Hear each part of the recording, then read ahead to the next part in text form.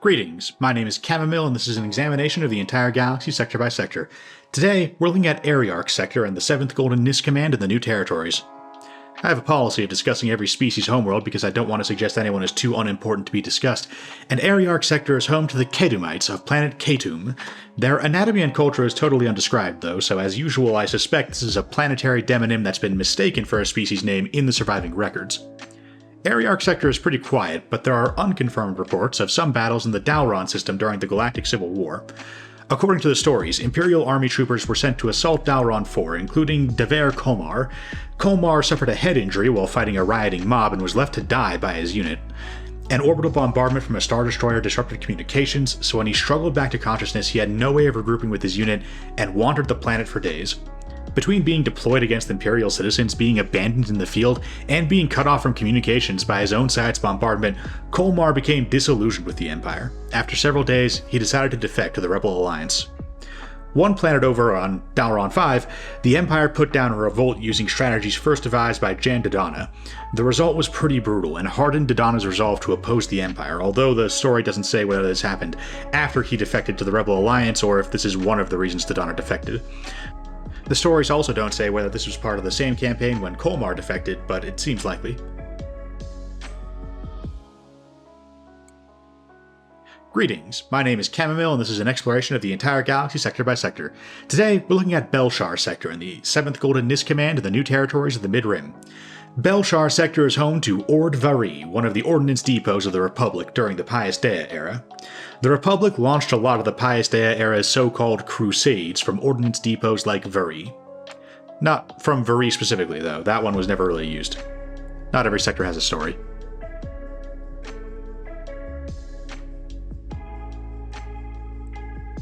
Greetings, my name is Chamomile and this is an examination of the entire galaxy sector by sector.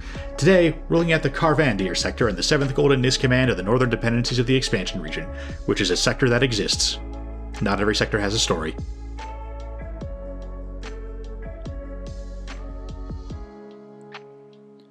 Greetings, my name is Chamomile and this is an exploration of the entire galaxy sector by sector. Today, we're looking at Nyss sector in the 7th Golden Nyss Command of the new territories of the Mid-Rim. The Nyss sector is host to a ton of alleged species homeworlds, and although a lot of them share names with their home planets while having no anatomy or culture described, which means, as per usual, I suspect they are planetary demonyms mistaken for species names, this is also a part of the galaxy where a lot of sectors were incorporated into the Republic during the Pius Dea era, which is when the Pius Dea religion and their obsession with high human culture continuously dominated the Senate and Chancellorship, and as a result, a lot of aliens were subjugated to the Republic as second-class citizens, with sectors organized specifically to disempower them. There's at least 2 legit native species to this sector, legit in the sense that they seem perfectly likely to me, although none of them are verified by reliable sources. The Kalanites are these kinda dog-looking people, and the Ancionians are thin, pale yellow, and have red eyes, pupils and all, like the Chiss. I can't find any depictions of the Debarians, but they're described as having lots of tentacles and warts on their body, and their skin changes color with their emotions, and that sure sounds like a new species to me, and not just like a Wookiee or something from planet Debari, mistaken as a new species. The Taro aren't native to the planet Mazgen in the Nyss sector, but it's their adopted homeworld ever since their home system star, over an unknown space, went supernova, and they were sent fleeing into Republic space to find a new place to live. The Taro are one of those species where you've probably never heard of them, but as soon as you see them you think, oh yeah, those guys, I've seen them around. A lot of them joined the Rebel Alliance, and the Nyss sector in general was full of rebels. It was one of the sectors that overthrew Imperial rule between Endor and Jakku. Ancion is especially notable because it was wrapped up in so many defense treaties in the late Republic era. After the Ruusan Reformation, sectors and individual planets had to defend themselves, without relying on a galactic fleet from the Republic. Since the Republic had no major rivals, closest thing was the Hutt clans who hadn't fought a full-scale war in generations, sectors didn't have to worry about sustaining galactic-scale war, just pirate patrol. Pirates can get pretty heavily armed out in the Outer Rim, though, and then they can become a problem for the Mid-Rim and Expansion region, so planets like Ancion would make multi-sector defense treaties. And Ancions are crazy. Ancion had mutual defense pacts with not only planets all across Nyss sector and neighboring sectors like Ariarch, they had treaty partners as far away as Heverol sector, clear on the other side of the galaxy. This web of alliances is why the Commerce Guild tried to convince Ancient to join the Separatists just before the Clone Wars broke out. They employed Hutt enforcers, this was before the Hutts had committed to neutrality in the war, as agents provocateur to try and scare Ancient's Unity Council into going Sep, but the Republic sent some Jedi to resolve things, and Ancient and their many allies stayed with the Republic. From that story, you might think Ancient is a mid-rim diplomatic powerhouse with importance similar to more famous planets, like Kashyyyk or Naboo, but nope, it's an unremarkable farm planet with a population under 1 billion. They weren't prominent in any of the mutual defense alliances they had joined, they had just joined a lot of them, some of which stretched across the galaxy. So if Ancient was convinced to join the Separatists, then that would put pressure on a whole lot of other, much more important planets to follow suit. Sure, Ancient could be cut out of the Kedumite Mutual Military Treaty and the Malarian Alliance, and it wouldn't be a major blow to the strength of those treaties on paper, but it would set a precedent that planets might get cut out of the treaty if they would be economically or politically costly to defend.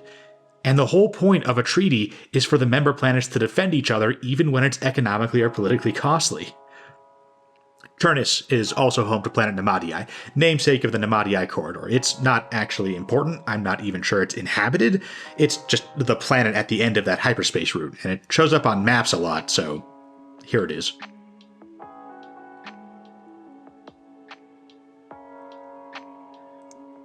Greetings, my name is Chamomile, and this is an exploration of the entire galaxy sector by sector. Today we're looking at Daedalus sector in the 7th Golden Nyss Command of the expansion region of the Northern Dependencies.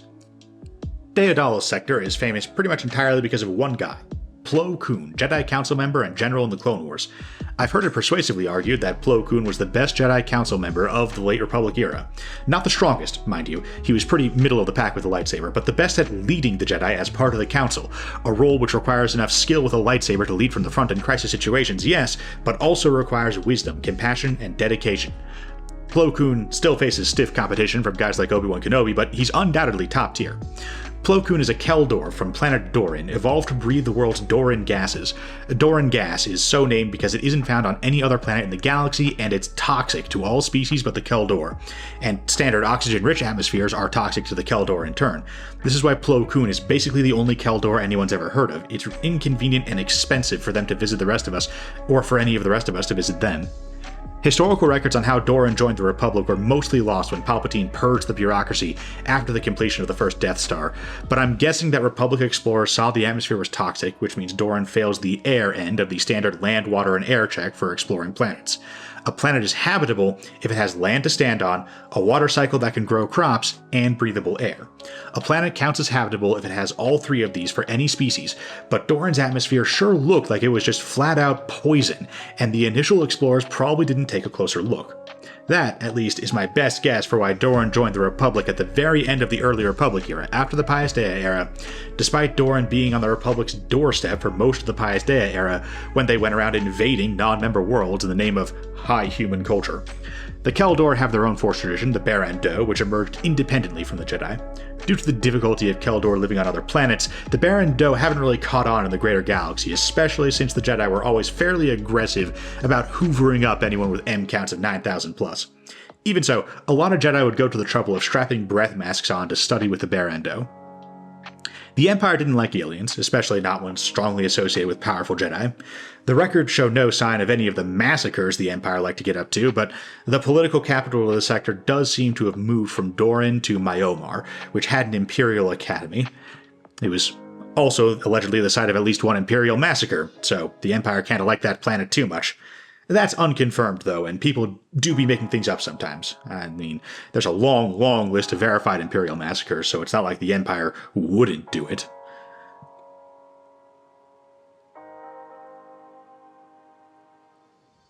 Greetings, my name is Chamomile, and this is an exploration of the entire galaxy sector by sector. Today we're talking about Dranik sector and the 7th Golden Nyss Command of the northern dependencies of the expansion region. Dranik sector was one of the sectors hit by the Waymancy Storm at the end of the early Republic era. Despite the name, the Waymancy Storm was a war fought between the technology cult of the signatories of Waymancy and the Galactic Republic. Waymancy's pulse wave technology caught the Republic pretty badly off guard early on, a weapon more advanced than the beam tubes typical of most of the early Republic era, but less advanced than modern blasters that came later. Dranik's sector got pretty badly demolished in the opening of the war before the Republic had adapted to the pulse wave tech. The early war went so badly for the Republic that when they were able to evacuate planet Baranth at the cost of an entire battle group, it was considered a victory. Planet Doshan was already a Trandoshan colony at the time, and a Republic member world. The Republic and Waymancy fought some minor battles for it, but it got more attention in the era of the Galactic Empire. The Empire made an effort to settle human colonists there as part of their general trend of breaking the power of alien species throughout the galaxy. Trandoshans had been early supporters of the Empire, especially against the Wookiees, so they took the betrayal pretty hard. Trandoshans attacked Imperial colonists to drive them off-world, and the 501st Legion was sent to retaliate, decimating the Trandoshan presence on the planet. Doshan eventually joined the New Republic as an official Trandoshan world, but the population still hasn't fully recovered.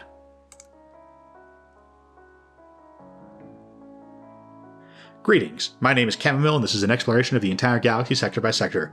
Today, we're looking at the Ehosik sector in the 7th Golden Nyss Command of the northern dependencies of the expansion region. The Silgees are the native species of planet Silgee, and while I normally guess that obscure species who share a name with their planet are probably a planetary demonym mistaken for a species name, the Silgee have a very distinct anatomy. There's no way the illustrator heard a story about, say, a human colonist living on Silgee, misunderstood the demonym, and then drew this, so I think this is legitimately a different species. These Shoggoth-looking guys are in the New Republic, but they don't seem to have any notable history. They perceive and communicate primarily through smell, and while it's possible to translate that into verbal or somatic language, it's difficult enough that it's not hard to see why they're pretty much completely overlooked by galactic history. The Ehosik sector is properly the domain of the Togruta species, and includes both their homeworld of Shili and their colony of Kiros, which you might recognize as the one that got mass abducted by the Zygarians during the Clone Wars. The Togruta produced not one but two legendary Jedi of the late Republic, Shak Ti and Ahsoka Tano. Alien species strongly associated with the Jedi didn't do great under the Empire, but they did have the advantage that they tended to be well known enough that the Empire would pay a public relations price for massacring them unprovoked. By the time the Empire went totally mask off after the completion of the first Death Star, they had so many rebels to deal with that a lot of planets like Shili and Doran were able to get through the Empire to the New Republic mostly unscathed. Which means that, despite being the birthplace of a significant fraction of the Jedi Order, Ehosik sector is pretty quiet. No one got through the Clone Wars and the Empire completely unharmed, but this video is a lot shorter than we usually get from more exciting Outer Rim worlds. Greetings, my name is Chamomile and this is an exploration of the entire galaxy sector by sector. Today, we're looking at the Fakir sector in the 7th Golden Nyss Command of the northern dependencies of the Inner Rim. Well, mostly in 8th Golden Nyss. This is one of those annoying sectors that got split in two, so some of it is in Azurhammer. Fakir is a sector with tons of slightly important planets, none of which are super interesting, but still worth mentioning. Only one of its native species are properly verified, but I found names and descriptions for 4 of them, as well as unverified records claiming there are 10. Actually, the records claim that there are 10 spacefaring species and 40 that do not have space travel technology. So why don't we go sell it to them then? Are all 40 of them living on garbage planets so resource poor that no amount of it is worth a single working freighter? So many people seem to think that the Explorer Corps had some kind of prime directive. They do not! You're allowed to give the Ewoks a spaceship. The only reason we haven't is because they're at the edge of explored space and no one's really bothered yet. But the Fakir sector is on the Corps' doorstep, right next to Coruscant. Anyway, the Anointed People are allegedly the native species of Abanshi. They are described as a reptilian people with spiked tails, which Trandoshans do not have, so I doubt these guys are Trandoshans that got mistaken for a new species by a confused spacer. They're probably a legitimately distinct species. The Anointed People have a xenophobic feudal society that never joined the Republic, and in fact, the commoner class, called the Unwashed, aren't even allowed to know that life amongst the stars exists. The aristocratic class, called the Godlings, are more aware, and even joined the Rebel Alliance in order to keep the Empire off their planet. The Empire never invested more than a small scouting patrol on the planet, and when the Rebels and the Anointed took that scouting patrol out, Golden Nyss assumed they'd been killed by the natives, who were, after all, deeply isolationist.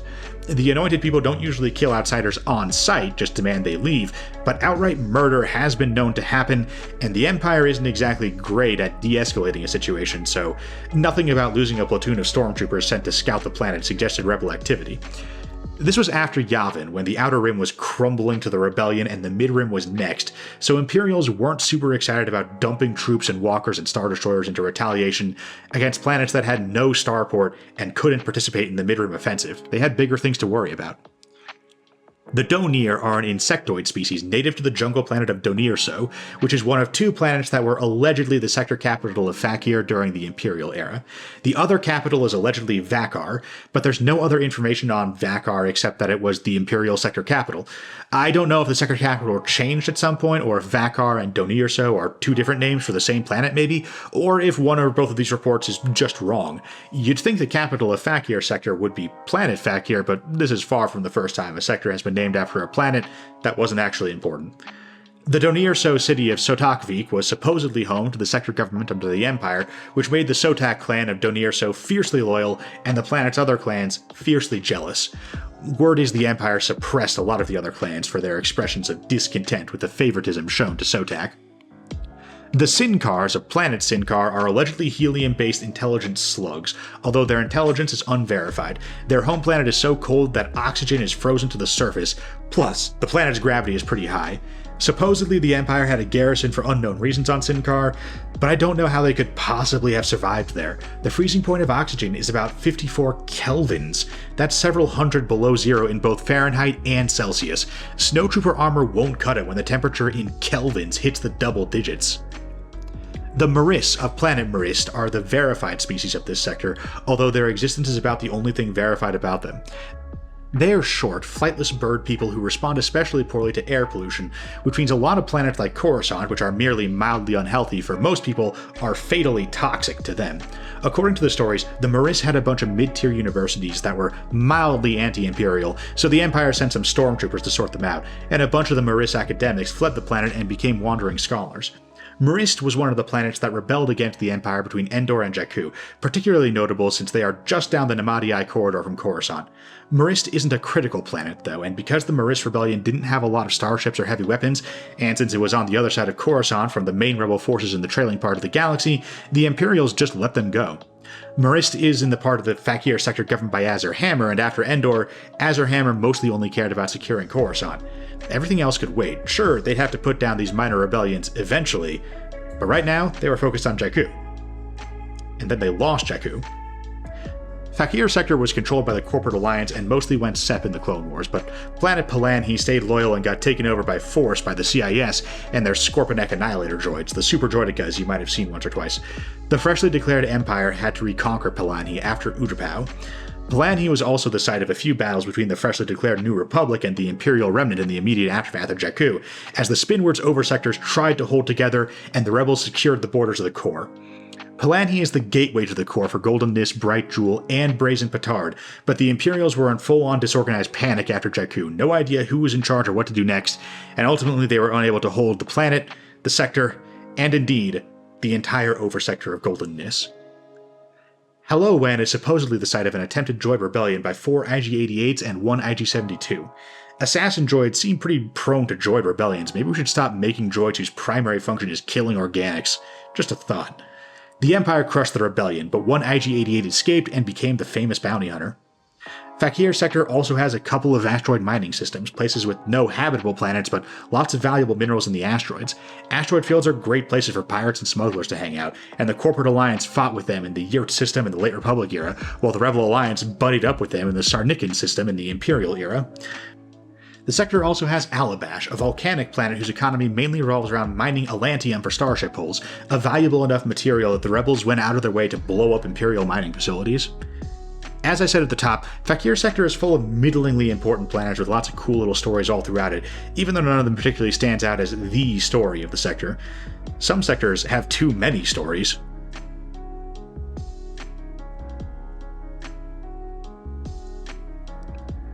Greetings, my name is Chamomile, and this is an exploration of the entire galaxy sector by sector. Today we're looking at Felwi sector in the 7th Golden Nyss Command of the Northern Dependencies of the Expansion region. Felwi sector is home to the Golden Nyss system and its Golden Nyss shipyards. Given an oversector is named after it, you might assume this shipyard was government-run by the Republic turned Empire, but nope, it's a pirate port. The Yinchori species of planet Yinchor are native to Felwi sector, but Felwi is not their domain because they never joined the Republic or the Empire. The Inchori are a smooth-skinned reptilian species, somehow, and are mostly violent brutes, but they're ruled by an aristocratic class called the Intelligentsia and their Council of Elders. I have no idea how a bunch of violent brutes got talked into that, and the report is unconfirmed, so maybe the violent brutishness of the warrior caste is overstated? In any case, the Inchori attacked the Republic in the late Republic era, seizing ships from the Golden Nyss shipyards and destroying the station before rampaging through the sector. The Jedi smacked them down. The Inchori are force-resistant, but they're also pretty backwards isolationists who don't really have an answer to lightsabers, and being hard to mind trick doesn't really help against the Jedi trying to stab you to death. The Empire ruled Yinchor with a pretty heavy hand, ultimately killing the Council of Elders outright as part of a scheme to capture Princess Leia around the time of the Mid-Rim Retreat. Unsurprisingly, this swung the Inchori toward hard support for the rebellion. This was a year before Endor, so the Empire still had the resources and organization to put down planetary rebellions, even committed ones like the Inchori. The Inchori city-states were bombed to rubble and they became nomadic, their population reduced so far that some Imperial reports claimed the planet was totally uninhabited. The Imperials maintained a training academy for the Royal Guard there, but after Endor, the rebels helped the Inchori take out the Imperial garrison. The Inchori never joined the New Republic, though. They just wanted the Empire gone.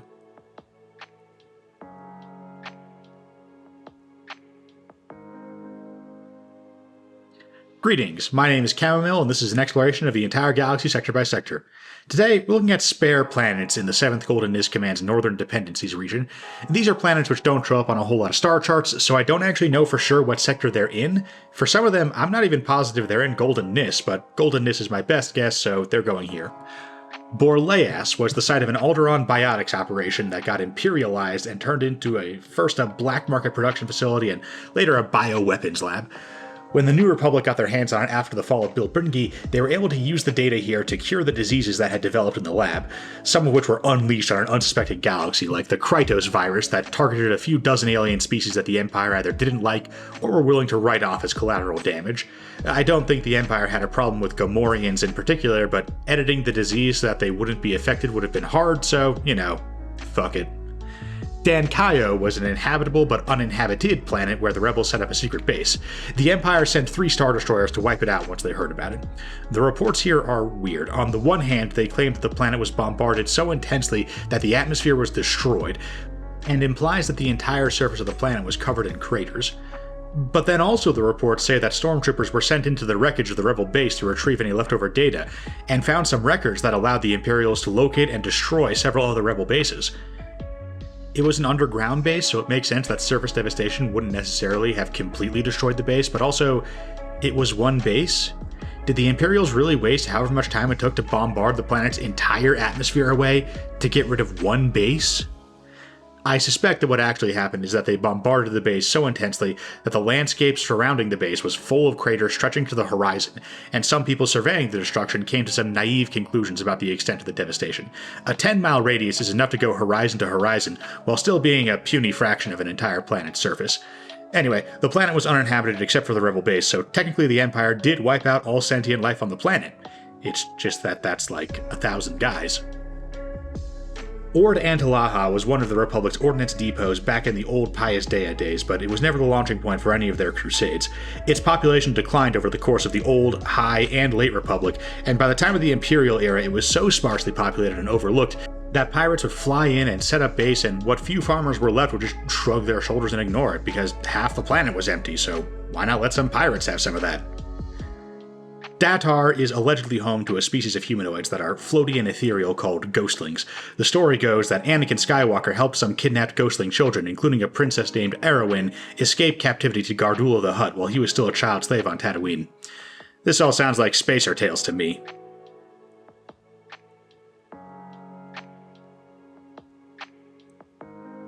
Greetings, my name is Chamomile, and this is an exploration of the entire galaxy sector by sector. Today, we're looking at the Imalia sector in the 7th Golden Nyss Command of the northern dependencies of the expansion region. Golden Nyss is also known as Imalia Oversector, so you might assume that Imalia was, important. You'd be wrong, though. It's just kind of one of the sectors. Imalia sector was pretty quiet for all the big galaxy-spanning wars, but it was hit by not one but two smaller regional wars. Mavich 7 and its moon Amador were amongst the worlds overrun by the rampaging Yinchori when they attacked the Republic during the Late Republic era. This long after the Rusan Reformation, a single determined planet could be a major regional crisis, especially if they caught the Republic by surprise, which the Yinchori did. But as had been the case for centuries, the Jedi were enough to solve the problem. Although, honestly, I'm not totally sure how. 200 Jedi fought a couple thousand battle droids at Geonosis, and it did not go well for them. The Yinchori had greater numbers, and while they weren't Mandalorians or anything, they were still a lot better than a B-1 clanker. My only guess is that the Jedi had a lot of local sector security forces to help them out. The planet Imalia was attacked by the Signatories of Waymancy near the end of the early Republic era. The Signatories were a technology cult operating out of the Waymancy Hollow nearby. Waymancy tried to orbitally bombard Imalia into submission, and their advanced pulse wave cannons and deflector shields had made them basically invincible in space. Though their war machines made them pretty fearsome on land too, ground battles are a place where superior numbers, more artillery shells, a good spade, and sheer determination can win you a lot of battles. The enemy might have longer range weapons that break down less often, but they still die when they are killed. In space though, you aren't going to beat enemy infantry to death with a spade in space. If your cannons can't penetrate their shields, then that's all she wrote. That's why the Signatories had resorted to extended orbital bombardment, ruining planets instead of capturing them with costly land battles. But at Imalia, the Republic had closed enough of the technology gap to break the siege and save the planet.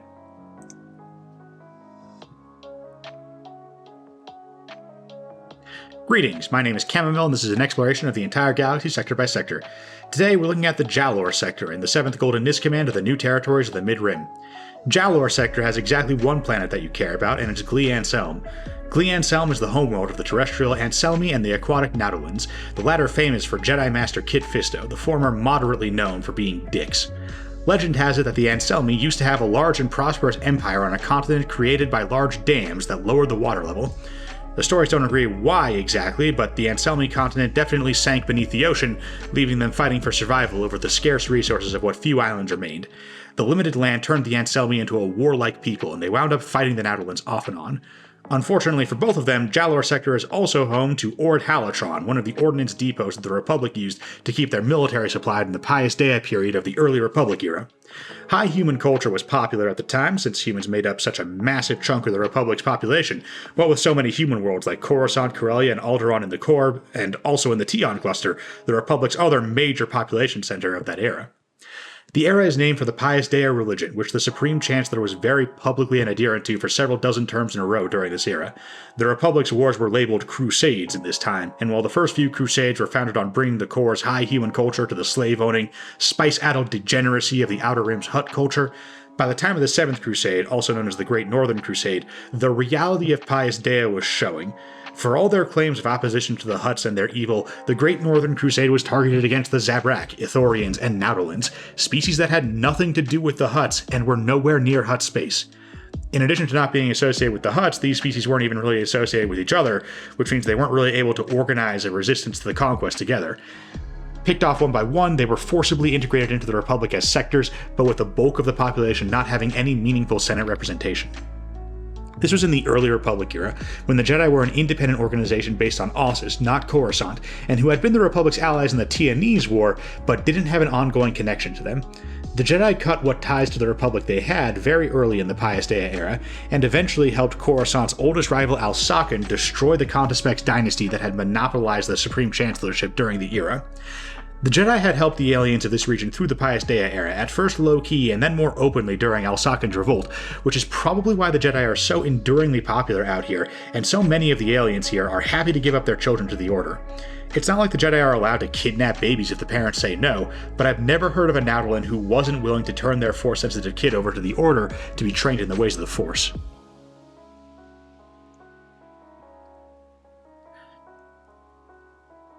Greetings, my name is Chamomile, and this is an exploration of the entire galaxy sector by sector. Today we're looking at Markal sector in the 7th Golden Nyss Command of the northern dependencies of the Inner Rim. Over-sectors frequently end up having something of a theme. 15th Hook Nebula has an unusual density of pirates and crime lords. 6th Black Sword sits on the border of the unknown regions, and aliens come crawling out of it to threaten the core now and then. 7th Golden Nyss's theme is shaping up to be, not every sector has a story. This is a phrase I use for sectors where records have fallen through the cracks, usually due to Emperor Palpatine's purge of the bureaucracy right after the completion of the Death Star, and for whatever reason Golden Nyss got hit real hard by it. The only planet on record for Mark Hall's sector is Barlock, an agri-world where some Jedi went on a mission in the late Republic era. There's not even record of what the mission was for.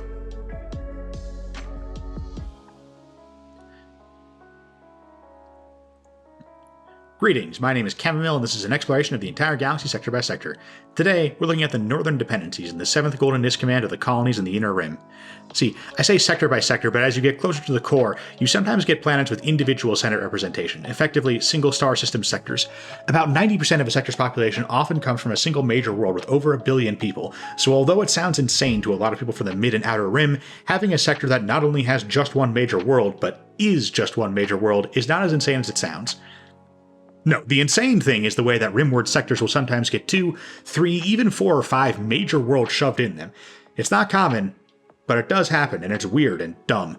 Anyway, I don't want to do a separate video for every single planet with individual Senate representation in Golden Nyss, so we're going to do them all in one video, rapid fire.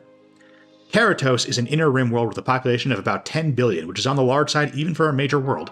The Empire sent the Imperial army to subjugate the planet about 10 years into the Imperial era, establishing a heavy garrison there. Records aren't clear on why exactly the Empire felt the need to replace local forces with Imperial troops, but when the Empire fell apart after Jakku, the Imperial garrison retreated and a bunch of pirates set up shop on Keratos. Miastronar rebelled against the Empire after the destruction of the first Death Star. Unfortunately, while the Empire had been proven to be much weaker than it appeared, and many worlds in the Outer Rim were able to rebel, Miastronar is in the Inner Rim and right on the Namadii corridor. The Empire didn't have any trouble resubjugating the planet. Royal Guardsman Vin Northal fought for the Empire on Miastronar, got the address of a rebel stronghold wrong, and he and his strike team broke into an orphanage and killed all the kids while they slept in their beds. The Empire covered it up and declared a grand victory, and Vin Northal wasn't disciplined even privately, just told to accept his accolades for destroying a rebel cell. He was so torn up about this that he became one of the many Imperials to defect to the rebellion in the months following Yavin. Milvain was a police state ruled by the Milvain Authority. I don't know if they were fully like that in the days of the Republic, but there's a lot of room to be nasty under Republic law. The Republic had a lot of laws about property rights and freedom of movement and, murder, so the Milvain Authority can't have been too insane, but you can do a lot of police harassment and surveillance even in the old days. The Empire let them go completely hog wild, and often held them up as a model of their more disciplined regime for a more chaotic galaxy. There's no word on how that turned out for them long term, but 7th Golden Nyss was fully reabsorbed into the New Republic, so I can't imagine it went well. Bilbringi is a major shipyard and was the oversector capital of 7th Golden Nyss. By the time the New Republic was declared on Coruscant, 7th Golden Nyss was already dealing with rebellions all across the oversector. They retreated to Bilbringi, a valuable and heavily fortified planet, and the New Republic broke off a section of the fleet to capture Bilbringi and destroy the Golden Nyss sector army before they could retaliate against rebellious planets in the oversector, like Shili, Doran, and Glianselm. The New Republic flew straight into an ambush, one so competently executed that some stories claim Admiral Thrawn himself was responsible for it. That doesn't really line up with the timeline of his life, but it speaks to how competently executed the ambush was that people attributed it to the Empire's greatest strategist. Despite the ambush, New Republic forces were able to rally and win the day, securing the Spinward's flank of the core. Between Bilbringi and Endor, it kinda seems like anytime the Imperials completely blindside the rebels with a trap, they lose the battle anyway. Maybe they should have tried letting the rebels lure them into a trap.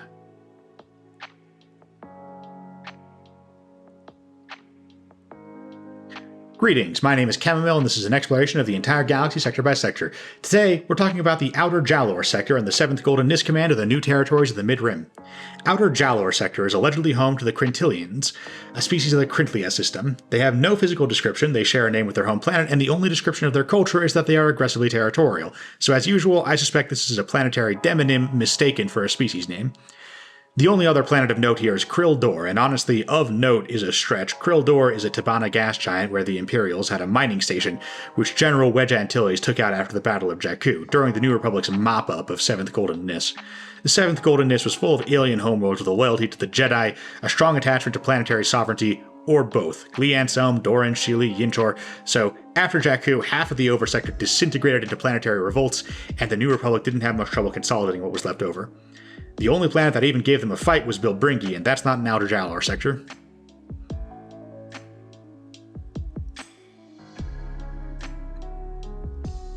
Greetings, my name is Chamomile, and this is an exploration of the entire galaxy sector by sector.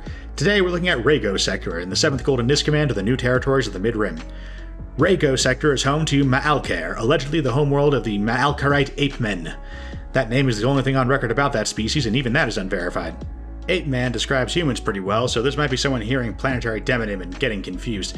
That's about the only thing going on in Raygo Sector anyway. There's an unverified report that a planet called Sinton was subjugated and enslaved by the Empire at some point during the Imperial era, but no further details. Not every sector has a story.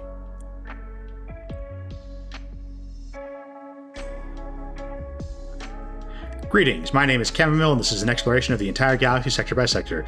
Today, we're looking at Ryborian Sector in the northern dependencies of the expansion region. Records indicate that this sector exists, and they do not indicate anything else.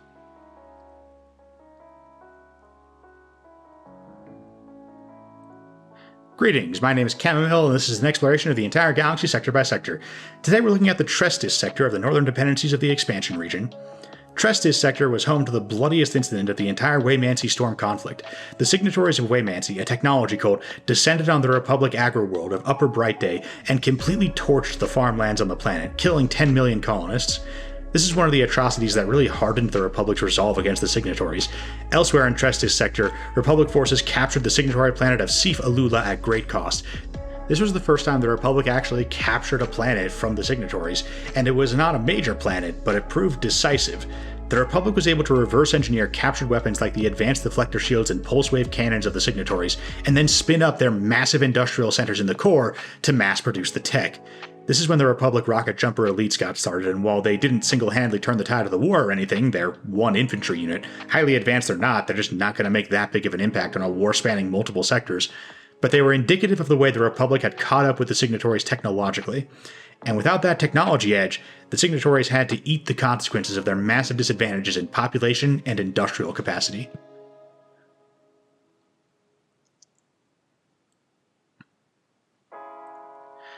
Greetings, my name is Chamomile, and this is an exploration of the entire galaxy sector by sector. Today, we're talking about Waymancy Hollow in 7th Golden Nyss Command of the northern dependencies of the Inner Rim. Waymancy Hollow is the location of the Waymancy system and the Waymancy bridal seat, some kind of thing controlled by the Sisters of the Machinesmith, who were one of, if not the core members of the signatories of Waymancy. The signatories in general, and the Sisters especially, were a technology cult that fought a war with the Republic near the end of the early Republic era, after the Tianese War and the Pius Dea Crusades. Initially, their advanced technology made them nearly invincible, but once the Republic closed the technology gap, they brought the power of Core World's industrial capacity to bear, and Waymancy never stood a chance at keeping up with Kuat. Records aren't clear what the Waymancy bridal seat used to be, and we're talking about really ancient history, so you can't just fly out and check, but it sure sounds like it was some kind of capital. Whatever it used to be, it is now a hyperspace sinkhole.